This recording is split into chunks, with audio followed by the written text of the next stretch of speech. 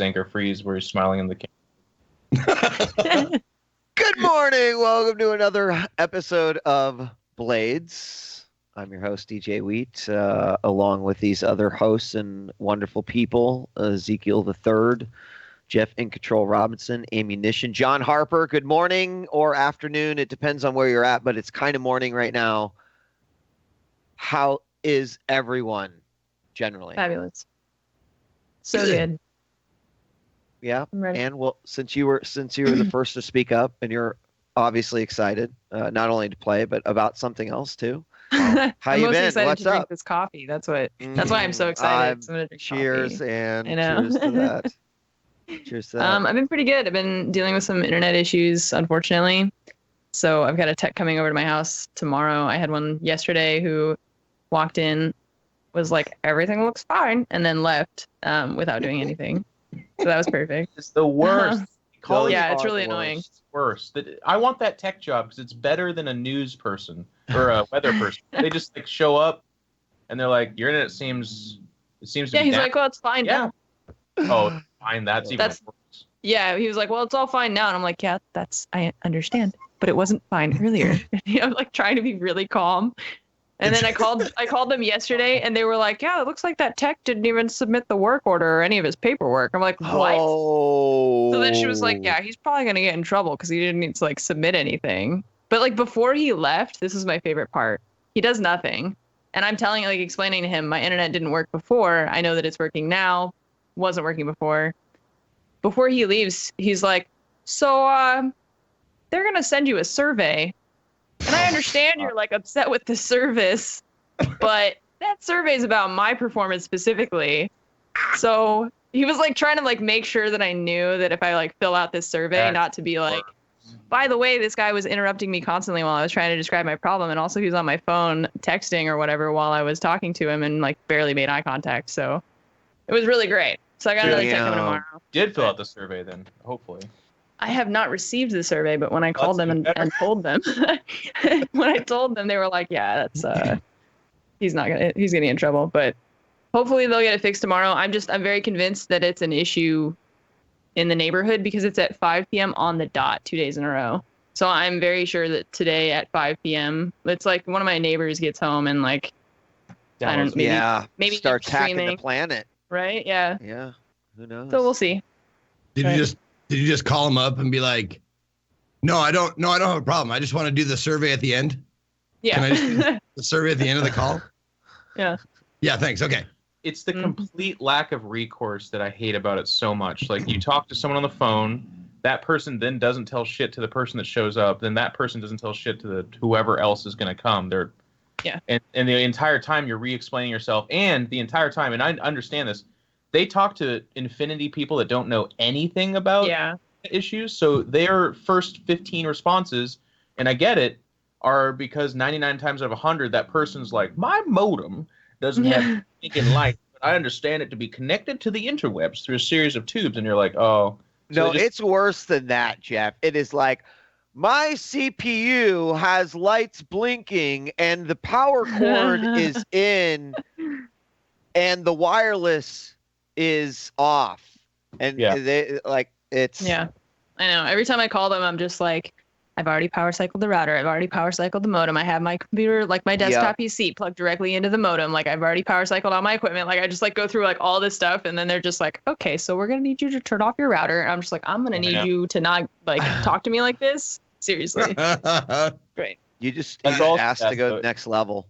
Just my life is just a series of movie quotes and throwback stuff. And all I can hear is them on the phone going, yeah. Yeah. Oh, did you turn off the router? Oh, are you upset? Yeah. The funny thing is, no one doing that job could be like actually that happy, right? It's the guy or gal that's like 10 levels above them that is that we're making so much money off of zero customer service. And like, unfortunately, could you imagine just like, hi, welcome to X internet provider. How can I help you? And then like over and over and over. And I worked in like that help desk realm and the average burnout time is about 18 months for IT related help desk. But for something like that, I guarantee you, with the same issue over and over, Oh, I know. I bet you it might even be less than 12 months. Like it's kind of crazy. And you're getting called by people that are angry all the time, no matter what. Yeah. 100% they're Yep. angry. Yep. Like all of us, I'm assuming, call very reasonably. I know I do.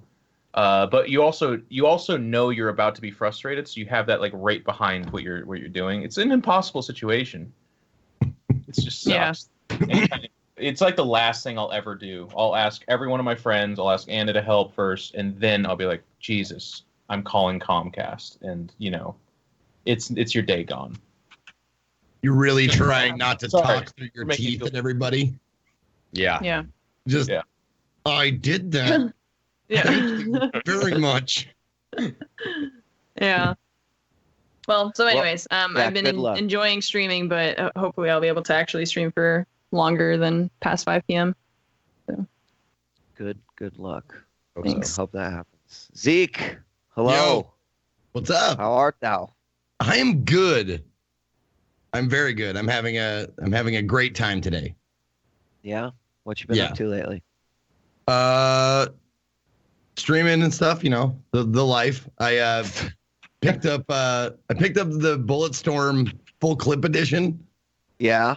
With the optional Duke Nukem skin and voice pack. Yeah. It was awesome.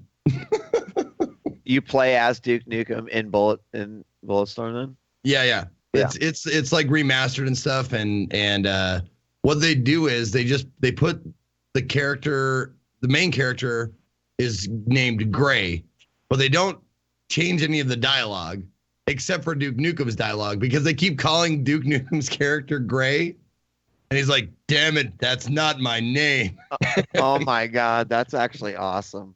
Yeah, and then like by the end of the towards the end of the game, he's like, maybe one day you guys will learn how to say my name right. Stuff like that. So basically, they just seriously reskinned the main character, and it was awesome. That's great. It was a lot of fun. Totally. I also watched Ghost in the Shell. I went to the movies, which I don't do very often. You're gonna trigger a lot of people with how much you liked it. But. I loved it. It was fucking fantastic. Go see it. It is gloriously visually stunning. I saw it in IMAX 3D, and it was fucking amazing. Awesome. Yeah. You said you don't go to movies very often.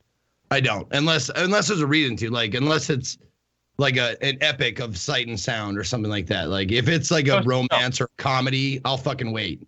But if it's something big, like Lord of the Rings or something, I'll go to the theater to see that in the big epic scale and that kind of thing. What's the last movie you saw before Ghost in the Shell? In the theater? Which one? Arrival. Mm-hmm. Okay. I thought, yeah. I think people were telling me that I should go see that. Go to movies more often, man. Well, I watch movies constantly, but I just don't go to them very often. There's only one theater, and I think all of Montana, and it's like a 17-hour. We have takes a flight. 2 different theaters here in my home state. For me, it's you got to weigh the pros and cons of like seeing a movie on a big screen, having to deal with going outside and humans, and they're making noise and they're eating popcorn and they're sometimes for me it's not worth it. So I'm with Zeke. I'm always like, all right, if it's gonna be like something that I really want to see in like a huge screen and I'm willing to tolerate the existence of other human beings on the planet, then sure. I got to be honest, like in San Francisco, at least they are making it hella easier and makes me want to go to the theater more because like they've totally eliminated just first come first serve seating. Like everything is reserved seating, so you like buy your shit seating. Your perfect seats, you walk in 10 minutes before the movie ends. There's so much room now in these theaters. It's just I'm all over that. I feel like I'm just in my extended living room now when I go into some of these theaters. It's pretty great.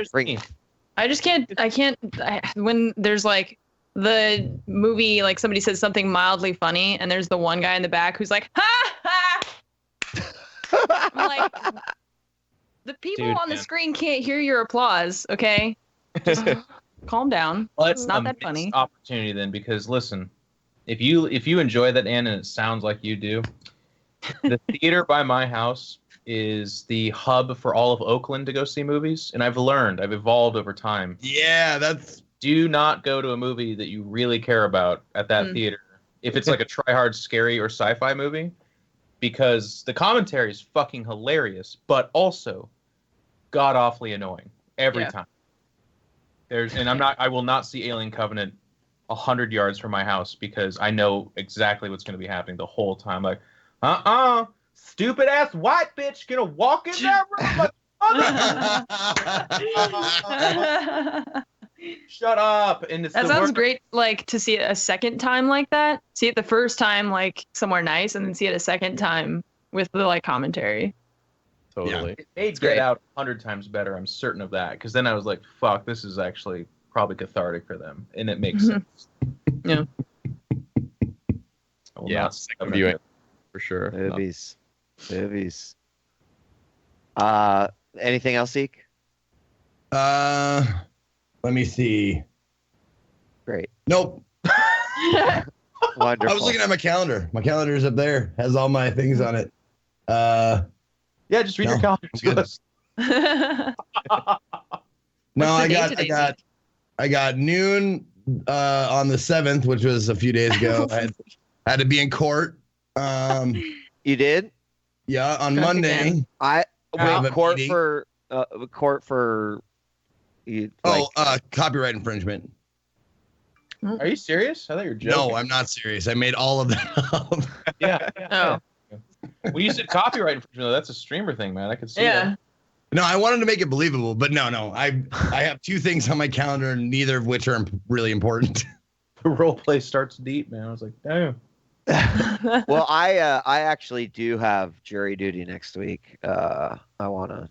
Did you call in Friday? I called in Friday, and they're like, "You do not need to report on Monday. Please call again on Friday or on Monday after 4:30." And so they've got me on this chain where it's so, here's the thing. I don't know if this is true or not. You guys can tell me if I'm wrong. I had my old boss. I've never been like called in for jury duty, or I did once, but it was like in a city that I didn't live anymore. So my old boss told me that because they give you that time of like call after 4:30, if you wait until like 11:50 p.m. to call, they like have filled the jury by the time that you call, right? Hopefully. So then when you call, like you're like the last person to call, and then hopefully they've already like filled the whole jury up. I don't know how it works, but that's what he claimed. Because he said he was like, I just wait until like the last minute to call, and then they're just like, I'll try that strat. Because I didn't call like right at 4:30. But all you do is you give them your number. I don't know. I don't have to like put in a bunch of information. I just give them whatever numbers on there. Like just what group am I in, and that's it. So anyway, I hope I don't have to go. I'm not. I shouldn't not say that, right? Oh, that's fine. I don't want to go. I do not want to serve. You'll go because it's your civic duty if they ask you to go, but you don't have to want to go. That's the thing. Thank you. Yeah. Well, that's exactly the words that came out of. Right. Once I was there, I'd just make shit up. I'd be like, what time is this ending? I have a KKK meeting in 20 minutes, so we could speed this along. It's like, do you ever watch 30 Rock? And Liz Lemon goes dressed as like Princess Leia. She's like, I don't think that I can be on a jury because I can see thoughts. Like just acting super crazy. Oh shit. Well, I hope I get to avoid that all week long. Jeff, what's up? I've been playing Dawn of War 3 beta this past weekend. It's been really nice, really fun, really promising game that is a part of the lore that's closest and dearest to my heart, which is 40K. Is it multiplayer beta or? Yeah, it's only multiplayer. They're not showing off the single player. Just bash people around. Is that what you did? A little bit of bashing, a little bit of getting bashed. It's very different from like StarCraft, so I have to put my ego aside. But there's a lot of people like, man, expected you to be better at this. I'm like, well, that's like all a chat, right? Like, no, my chats, they were really nice. I'm joking, but there's a few people, and I see it every time. Where I'm like, I'm sorry, and I'm trying. Went and saw Raw with Marcus, and that journey began with Anne mentioning that she never wanted to see that preview again. So it's just the trailer was too much for me. Well, you would have had a bad time because you know what we did, Anne? Yeah. Do you know what we did? I don't know what you did. We went with the intention of like ordering dinner and eating throughout the entire movie. Oh my God. Yeah. No. Like see it in Alamo Draft House? Yep. Yeah. That's exactly what we did. Yeah. Marcus, by the way, went full ham on that. Like it wasn't, eat a salad during a scene. There's a scene where she's like trying a finger for the first time, and it's like a 3-minute slow. That seems like the worst part of a body to eat. It was not made for. It wasn't meant to look good, I don't think. And she's like eating the bone out of it. She's like sampling the fingernail, and Marcus is next to me munching on a burger or eating a deviled egg, and he's just going. I mean, Jeff. Actually, the moment she started eating the finger, Sully hands me these chicken wings. Yeah. And so I just grab a chicken wing and I just start exactly like she is on the. Anyway, the full report on Fanboys Tuesday. Yeah, we'll talk all. What I will say though, and I love you guys, but I'm not gonna watch that. I'm not gonna watch that, Fanboys. Marcus made one mistake though, and I did something unfortunately correct. And I ordered a burger that included like Gouda cheese, a fried egg, so like yolk was pouring out of it, and another kind of cheese. And I didn't throw up. It wasn't that bad, but it was like I was eating it, and then I stopped, and it was just like I am 100% not hungry anymore. Yeah. And I'm a guy who, like, if something's really good, I'll eat it almost defensively. Like, I'm not even hungry, but I want the flavor. But in this moment, it's like, no, never again. Marcus just had a normal burger, is what I'm saying. But it was, anyways. With a ton of ketchup on it, as you requested. A ton of ketchup. Yeah, I told him to put a lot of ketchup on there. He did. You would have handled the breakfast burger fine too, to be honest. Like after that, I'm pretty sure you could eat like pizza while being in the same room as 5 women giving birth or something like that. Like it's probably not even an issue for you. Other than that, I finished Better Call Saul 2. If anyone's not watching that, geez, I mean it's probably not for everyone just because it takes Breaking Bad's pacing and stuff like that and kind of even slows it down a little bit more, and it's a lot more character development, but it's just so good. If you just like good television, I think people should really check it out. I stayed up till 5 a.m. watching it last night. Yeah. I couldn't stop. It's really engrossing. It's great. I'm really excited for in fact, is tonight or is it tomorrow? Yeah. Is it oh, fuck. It's tomorrow. God damn it. It's really, I mean, exactly what Jeff said is right, is that the pacing is different. It's almost a bit like Fargo in pacing and that the way it kind of unravels, but God, the characters are amazing. And I thought the biggest problem I was going to have with the show was that it takes place in the past where you know what the future is. And sometimes it's like, well, this character's never in danger. That's not, but they do a great job of that. I don't know how, but hats off to that team, the writing team and the showrunners, because I care even about this character that I know is not going to get like shot if he's in a hostile situation or whatever. It's pretty amazing like that. One thing on that though, and they are doing a good job of that, but I found interesting, like there's this relationship with, I'm forgetting her name now, but his partner in crime and love interest in the show, Kim. But in Breaking Bad, and even you can see them setting up their offices in season 2 and stuff like that, that all completely changes, and you can see him developing in the direction of where it goes. He gets more eccentric, etc. But starts working with old people. But that part, and it's not even this show's fault, but there's so many shows where there's two people that are absolutely right for each other and they're really wonderful and it's kind of a beautiful relationship. But then there's some ridiculous flaw in one or the other that makes it so they can't be together. This show is like the slowest car wreck you've ever seen in your life. You know they don't end up together. You know that they should. The whole story is about how tragic it is that everyone kind of discounts him and doesn't take him serious, and his brother just thinks he's a joke, and it's just like it's pretty tragic that way, and you're waiting for that to happen. And that's actually, to me, that's like a personal. I really struggle with that. There's a lot of shows that are set up with this. It's not even sexual tension. It's just like relationship tension that right now the fascination is that it doesn't work. It's just hard to watch sometimes. So. Yeah. Good shit. Awesome. Thank you, Jeff. Mm-hmm. Mr. John Harper, how you been? Great. I have discovered and watched, not discovered exactly, I knew about it, but I finally got around to One Punch Man. Oh, shit. Which was so good. I'm not an anime guy at all. It's surprising, right?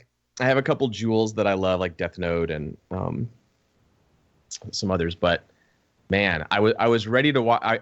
I started it like, okay, I have to watch this. Everyone says so much great stuff about it, but I was begrudging, I was like, okay, I'll watch it. I'll see what it's all about. And holy crap, it's great. I was just blown away by it. Not what I expected, really. Like, I don't know what I expected exactly, but the meta plot is interesting. The characters are great, and I love the whole conceit is really fun. If you guys out there have not watched it, I highly recommend it. And I was tweeting the other day about this because it touches on gaming in a big way, I think, where it's one of those things that this taboo in gaming, we can't do that because then the players will have too much power. Don't let your players find the super powerful sword in the dungeon or whatever. And I've always resisted that line of thinking, and this show just takes that from day one. Their main character is the most powerful person of all time, basically, and they make it interesting and make it fun, and there's still stakes, and it still matters what he's doing. So, how much of the show is him struggling with how powerful he is and not being sure if he wants to use it or not? Very little, but one of the struggles for him is that he's super bored. Like he can defeat any enemy with one punch essentially. And so he's just like extremely disaffected and like bored by being a hero. He doesn't enjoy life very much anymore. So that's part of his struggle, is like trying to find a worthy foe, which is interesting because the escalation from that is fun to watch, but also like care about what's happening, and not just be this like totally bored god that can do anything. But they also do like fight scenes are really great, which is another crazy thing. Like you have a character who can instantly win any fight essentially, but the action sequences are awesome. They're so awesome. They're not boring at all. They're really cool and exciting, and the way that they make that work, so it's not just the fight is like 4 seconds long. It's really clever. You can tell that, and people have told me this before I watched it, that it's kind of, there's this modern sensibility in anime. I think it's that studio who makes One Punch Man. I forget what they're called. But when someone was recommending the show to me, they said, like, these people are, like, kind of this new generation of anime makers that have taken on board all of the Dragon Ball Z and, like, all the sort of classics and are doing their own thing with it. And you can kind of tell that they've learned a lot of lessons from shows like that and have condensed it into this concentrated form that isn't 200 episodes long. It's this really tight story and the action. Yep. Do this great thing with the action animation where the line work gets looser as the action gets crazier. So it's this really tight, great looking animation, and then as things get crazy, it gets really like almost Tex Avery, like Warner Brothers sometimes, with lots of deformed bodies and anyway. You described it really well, dude. That's well done. It's great. I highly recommend it. And it's short. Season 1 is 12, like 30 minute episodes. Yeah, Madhouse. Thank you, chat. Madhouse is the name of that studio. They're so great. Oh, they made Black Lagoon. Well, there you go. One of my other favorite animes. That makes a lot of sense. I guess I have a style that I like. Well, Yeah. before we get started, I don't even know how this happened, but I am one mission away from 100%ing Horizon Zero Dawn. Nice. And Oh, wow. I can't even tell you the last time that I 100%ed a game. Like, I don't know. Yeah. Maybe see. never. Maybe never. I like that game. Did anyone else play it? Anna's playing it, so I'm watching. It looks amazing. It has, in my opinion, one of the fucking best stories in a video game as of late. It's been really great, and I'm not even done with it yet, but it's phenomenal. I was really surprised by that. But I watched Adam Cowbell fight 2 Tyrannosaurus Rexes, and it looked amazing. The fighting sequence was really cool. yeah, and there's like 1,000 different ways to like fight everything. So it's interesting now that I've gone through. I don't mind watching streams, but how different people deal with different things. Like everyone handles it differently, has their favorite, uses modifications to change how they want to play. It's pretty interesting in that aspect too. But that game really surprised me. I haven't played Zelda at all, but I Horizon is fucking fantastic. Nice. Yeah. Cool. We ready to?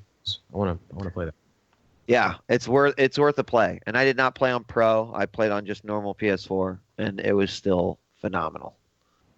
So anyway, we ready to play? Yeah. Yeah. All right, let's do it. We Crimes of wasting. That's right. Oh my god. We ended on a cliffhanger last time. Oh, Jeff. yeah. Oh shit! I'm excited. Yeah, we had a little altercation at Flint's tobacco shop and cover for his Spirit Warden activities. What might have been a simple conversation turned into murder, as often happens with role-playing games. These things happen. Yeah. So yeah, the last word has torn Flint's spirit out of his body. Rune, I should say, has done that herself, and jammed him in a spirit bottle along with a nasty, vengeful ghost that came to his aid. Rune has captured that as well. Just building a little collection now. Maybe It's like, oh god, I'm turning into Ursula. Oh no, I just realized. Oh god. Oh no. Yeah. So part of that whole deal was that Flint, being a secret spirit warden, undercover spirit warden, had some sort of mystical connection in the ghost field to, presumably to other spirit wardens or something. It was unclear exactly, but some kind of tie.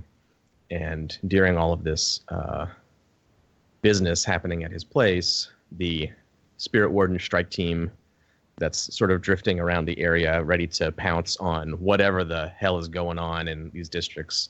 There's been lots of crazy magic stuff happening, so they're slowly but surely locking the areas down with their own special rookeries of albino Deathseeker birds and stuff like that. So it only took a few minutes for the Spirit Warden strike team to come barreling down the street. A full coach loaded with troops and a Spirit Warden commander on their horse. Thanks to Anne's quick work, she gave everyone the opportunity to slip away quietly into the night. However, the careless firm chose not to do that. He just has woken up from getting knocked unconscious by Flint in the back room. And as we left it, he is striding out onto the street to face this strike team while everyone else is still inside the building. I have a little map here. Let me flip us over so we can kind of see the arrangement of bodies here.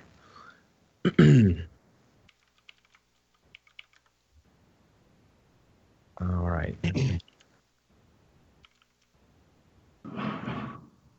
So as you can see here, there's Flint's building on the left. The three of you, Aldo, Rune, and Miss Cataby, are inside. Careless has walked out onto the street. Coach has pulled up. The coach driver, as you recall, was some sort of heavily armored figure, a knight or something, with a full helm and breastplate, and had like weird wires on his armor and stuff. On the horse, so the knight guy is like this gray token here, and then the spirit warden himself is this red token here on horseback. And this wagon has disgorged these 6 troopers. Are kind of in slow motion as the episode starts here. The wet, hail-like, icy rain is lashing down on Careless as he walks out into the street, and the coach doors are cracking open, and these guys, spirit warden thugs, with their weapons, are spilling out, rushing towards the building. But before we get into the action here, we have a thing to do. While he was knocked unconscious and got his 2nd level of trauma in the back room, Careless Firm decided to go to his happy place inside, or however he does this. My dark place. Maybe, yeah, the darkest place of his mind, and consort with she who slays in darkness, his dark goddess. Because of your new special ability, you have occultist. Oh, yeah. You can actually talk to a god and expect to have a comprehensible conversation with them. Phone a friend. That's right. It's a very important phone a friend. In this place with this ability, it's a little bit matrixy, where it's like whatever kind of thing you want, and for him it's like there's a red velvet couch, almost like a love seat, like high back, Victorian looking era couch, and he's going over to a small table that just is there, and he's pouring himself like out of a decanter or some kind of red fluid, could be wine, blood, I don't know, it's just something. Yep. And he like turns around and kind of like looks at the couch, and he's just got this glass, and he's like, I feel like I've been great. I feel like I've been really good. And I now need something from you. All right. So I think we see in your mind palace, we see the dark swirl of shadow behind the couch. Indistinct, the coal-like burning eyes that we've seen before in the basement of the church's cathedral. But now, instead of this indistinct, nebulous entity, it steps forward and takes on the form of the goddess. A silhouette, this female form in some sort of flowing silken gown, long flowing hair. And as you talk to her, I think she takes on a sharper resolution in your mind. Like, she's being a goddess doesn't have a particular physical form or appearance, but I think she's starting to fit into the mind palace, so to speak. Like, whatever Careless, your sort of vision of her, she's starting to become that in your mind, and so she can relate to you better. And I think maybe, given who Careless is and what your deal is, I don't think she's fully human. Mm-hmm. I think we see her in a humanoid form, but as she starts to coalesce there by the couch, her fingernails are more like talons, and her flowing garment is maybe more like wings behind her. It's hard to tell. Mm-hmm. So there's this sort of transition point. She's not fully goddess, not fully human, not fully demon. She's starting to mirror Careless to some degree in your mind. I think her dimensions are off too. Like, she's like 11 feet tall or something like that. Oh, yeah, that's great. I love that. Yeah. Sort of towering over you, and she has to stoop to speak. Yeah, that's great. So you're effectively asking her for more power. You want her? Oh yeah. So he says that, and she's just kind of appear, and he says, "I feel like I've been a great acolyte," I think is the term that you like to use. In this moment in time, in order for me to continue on this path of ultimate revenge, I'm going to need a bigger stick, a bigger weapon right now. We are facing odds that are difficult, I think. And I really feel like a big stick right now would go a long ways in showing your power and your ability to manifest in this world. Through me, of course. He just like downs the glass, turns around, pours another. She crouches low, bends at the waist, and her wings grow large and start to sort of wrap around the space that you're in. It's already in the sort of black void, but it somehow gets darker around where you are. The light starts to dwindle down, and she reaches this massive hand down and places the talon into your chin to slightly raise your eyes up to her level. She looks deeply into your eyes, and she says,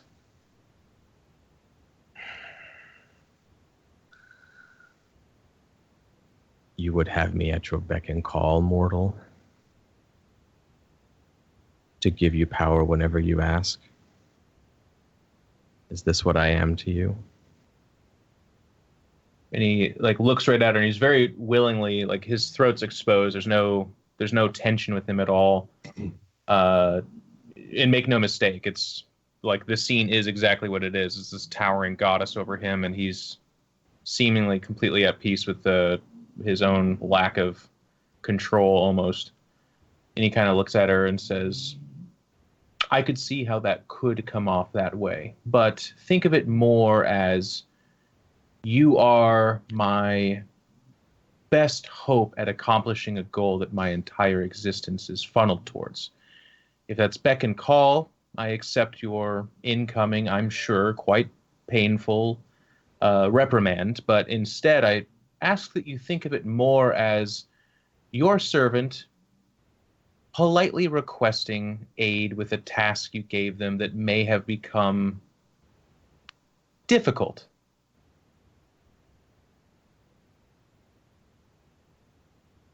She removes the talon from under your chin with just a little flick.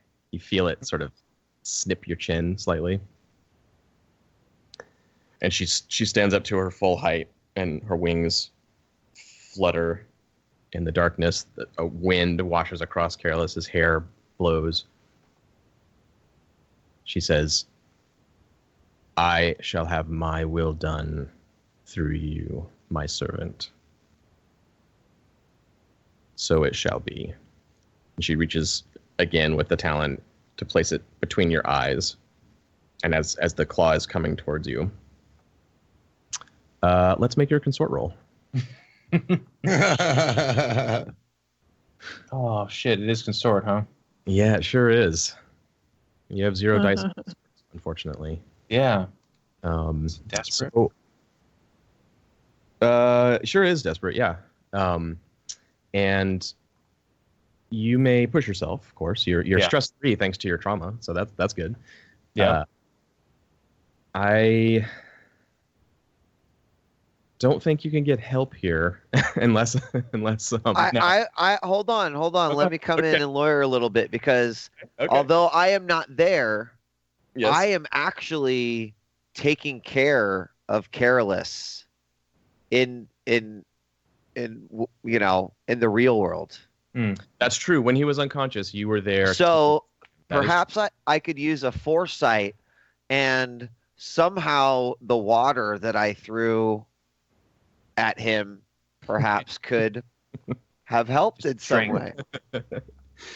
You're now normally this would be a very big stretch, right, Marcus? I think we can all agree that this is asking for a lot. What? However, I take special abilities very seriously. You have, this is your thing. You have foresight. This is one of the spider's special things that you can do. You can give someone a helping die in bizarre circumstances, either by planning ahead or coming up with some crazy scheme or that kind of thing. So yes, without your special ability, I think we would have to say probably the water doesn't help very much. But if you spend one of your foresight dice here, then yes, I think we can say that it does.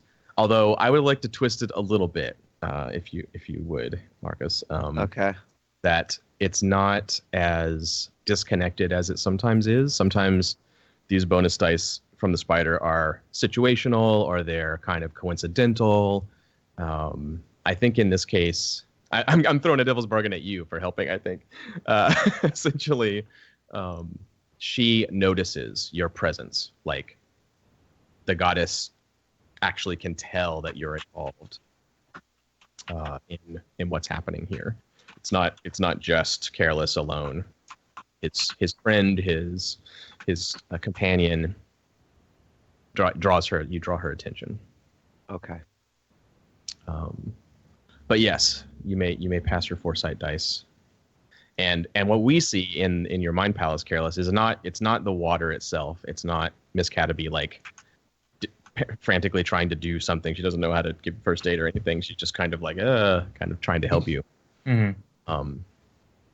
We see the thing that we've brought up before about Miss Cataby. She is something is special about her. She can use these artifacts. Careless has come to understand this, that her bloodline perhaps is special. Mm-hmm. And that's what we see just for a moment in the Mind Palace, stretching out behind Careless. We see Miss Cataby, and then we see this quick, very rapid succession of ancestors, Miss Cataby's ancestors, stretching back into the darkness. And the goddess sees them and sees beyond, back into the deep past of her line for a moment, and her eyes widen slightly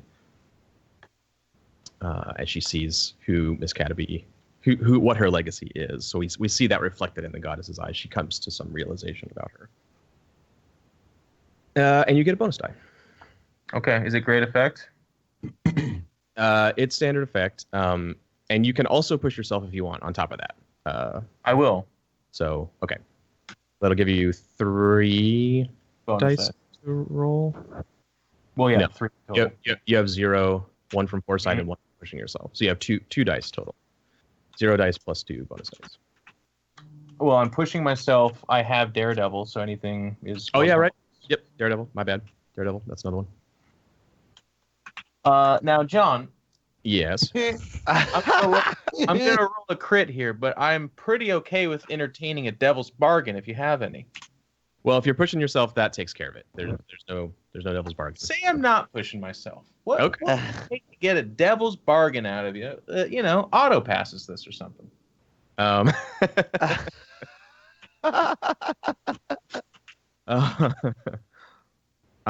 John, before you answer, think of it this way.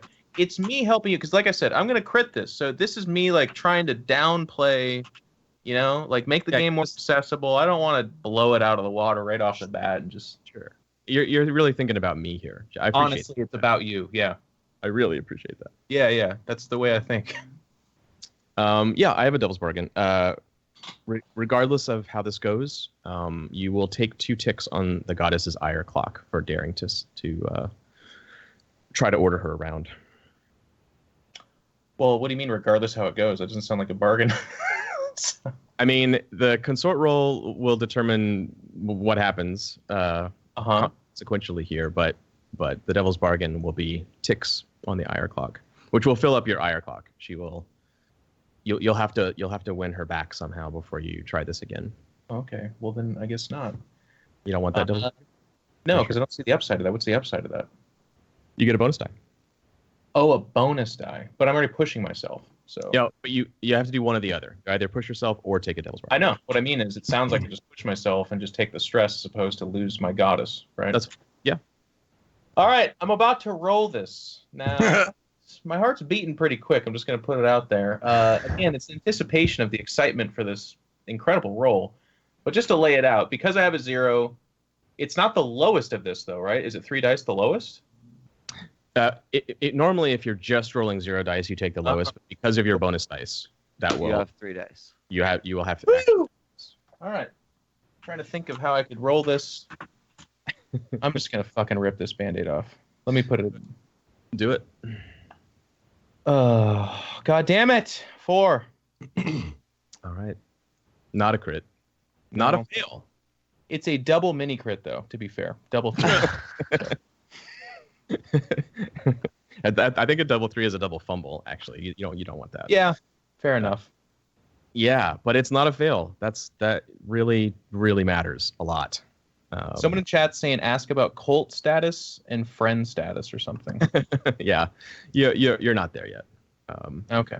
You're getting there, but not yet. So, yeah. Double half crit chats. No, Chad, he had 3 dice, not 2, because of Daredevil. That gives. I gotta stress myself. Actually, it's 2 for pushing, right? 2 for pushing. Yes. Yeah. I will update. No, I you. got help, Daredevil, and I pushed myself, guys. So that's why I had 3 dice. Yep. All right. That is a success. That means she will help you. She will give you what you have asked in exchange for a price. And what you have asked for is to temporarily increase the level of Glorious Visage, so it operates as if you had 3 trauma instead of 2. Mm-hmm. So, your price. Someone said, "Honey, I shrunk the crit." Oh my god.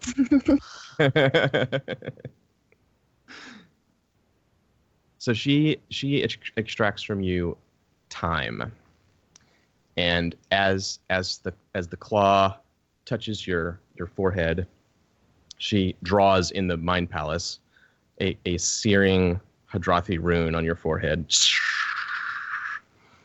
and she whispers, "Your life belongs to me." And you feel this like nausea sensation. You feel the Mind Palace wobble under your feet, and you feel part of your mind, part of your memories, like recent stuff. We see like a quick flash maybe of the last time you indulged your vice and you've been training to get attuned, and that we see all these moments, and they're drawn through the goddess's hand into her shadowy form. You have a new obligation. Okay. So I think the easiest thing to do on the character sheet is we're going to make you a new clock. Good. Let me just go down here, add a clock. I think I can do this. We'll call this Time for the Goddess. It is 8 segments.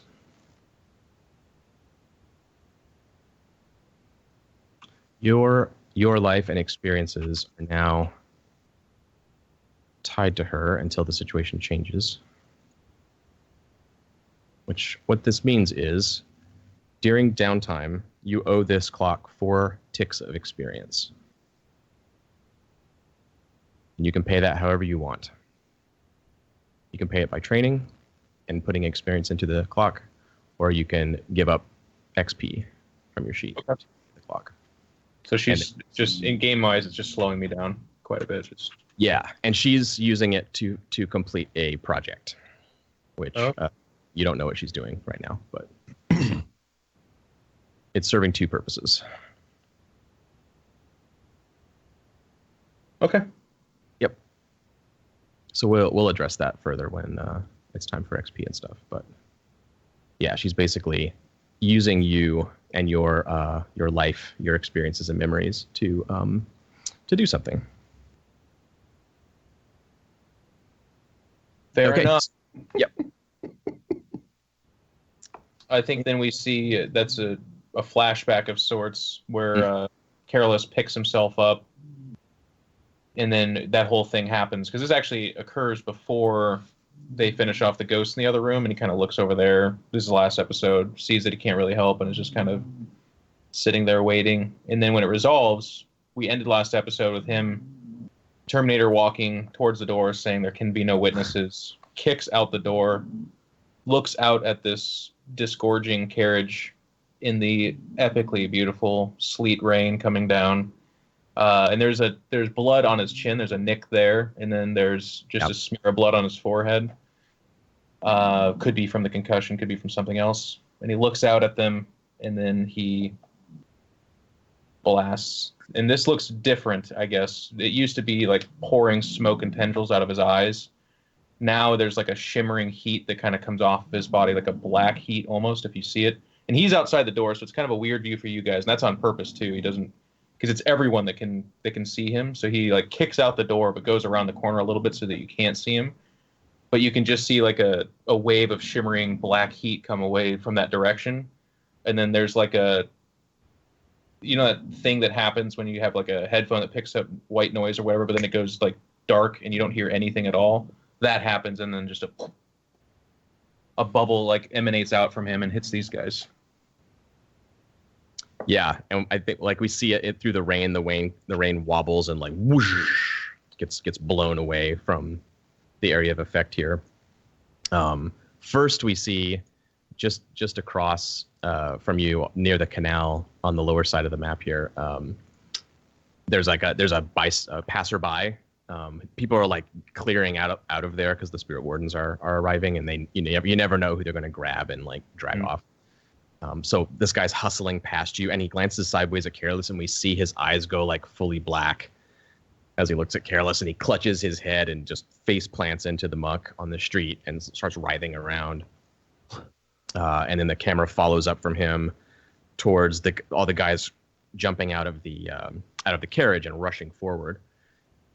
And they all, same thing. It's like a wave. The first guy slides sideways. His boots are scraping in the mud. His eyes go totally black.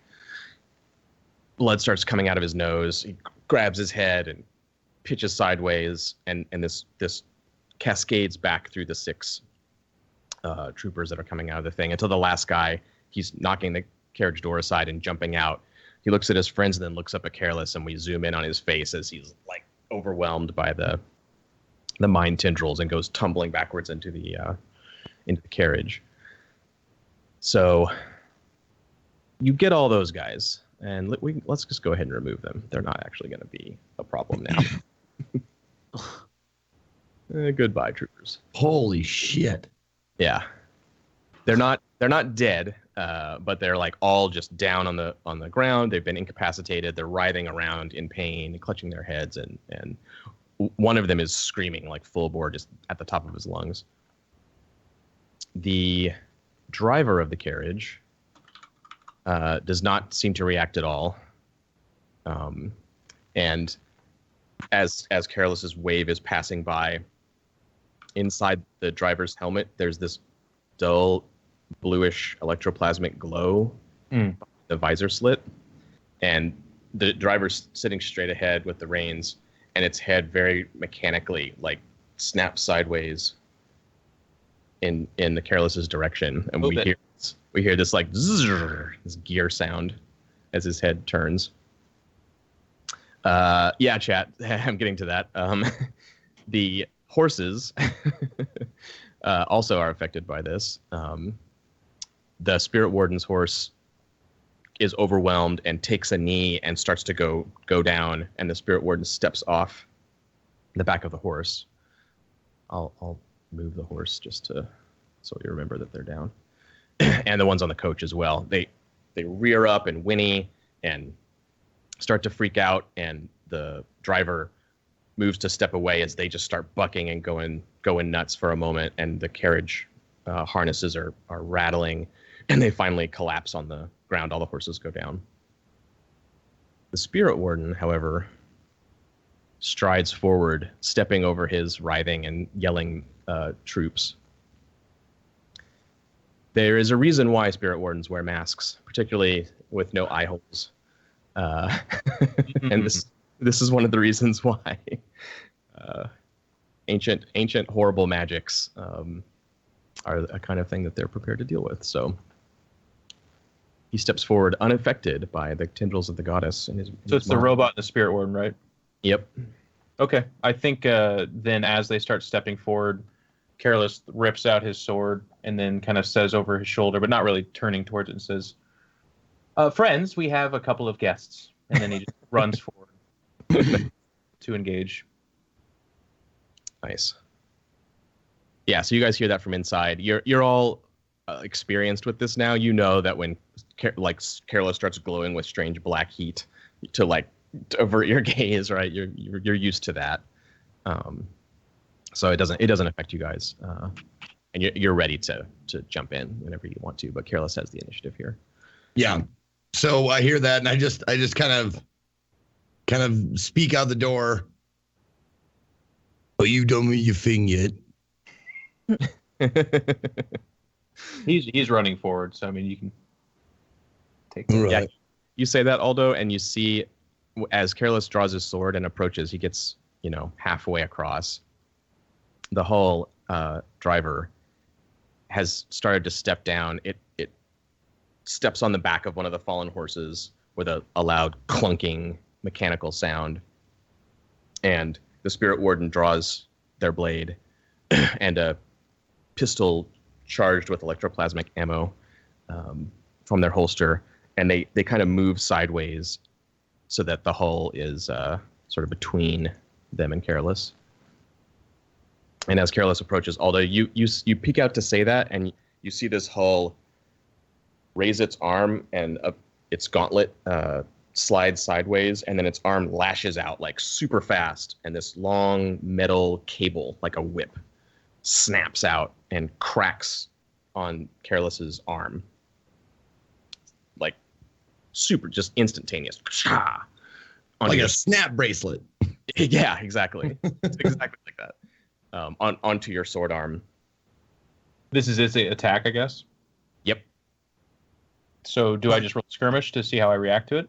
Yeah. So there's like 3 levels of badness in blades, right? There's the this thing is so badass it just does something to you and you can resist that. Oh wow. That's the worst situation. There's the it's trying to do this thing and it's a fight and you can roll skirmish or whatever. I just get to resist, John, is what you're saying. In this case, this particular item and hull ability is a thing that he just does it. It's so fast, it's crazy. Okay. It instantly grapples you and disarms your blade. Now you can just accept that and be like, okay, I'm disarmed and I'm grappled, and then you can take your own action, or you can first resist that, and then carry on. I will attempt to resist it. Okay. So this is a prowess roll. I believe so. Just a prowess roll in general, you say? Yeah, if you click prowess, it'll automatically do your do your prowess resist. Bonus dice. Nope. Daredevil doesn't hurt you here though, so it's you get all your dice. 6. Boom! Nice resist. So can we zero so stress? just zero stress and it doesn't happen? Yeah, this instead of reducing it, you actually can avoid it completely. So you can describe that if you want. I think it just rips out. But again, we see that moment where Careless has some kind of freak of nature speed and just side swipes it, goes under it, doesn't even go after the robot actually, and goes after the guy, the Spirit Warden. Oh, nice. Yeah, you want to dodge and then get past him, the hull. The assumption being that my group is going to help out with the robot. Right. Presumably they're following along behind you. Yeah. Yeah. Yeah. You can. So the hull is trying to cut you off, and you're trying to get around him. If you'll allow it, yeah. I didn't roll a full crit. I just rolled a 6, so I just want to. No, that's fine. I mean, you're gonna have to roll for that. It's a contest now. The hull. He doesn't get you with his slash. Now you can finesse or skirmish or whatever. So I will have to make an attack roll against him, basically, to get past him. Yeah. Yeah. Otherwise, we'll cut you off. Yep. I think we're breaking right now, but we can leave with that. This is a good moment to fuck YouTube, I believe. If I, I do believe. I feel Let me check with the book that says so. Yeah. Yes, that is correct. Is it very nice? It's right here, right on page 4. In the book. Great plot. Great place. First hour's done. We'll be back after the short break for 3 more of these, and we'll find out if we are all dead. Might be a shorter show. Who knows? Don't go away. We'll be right back.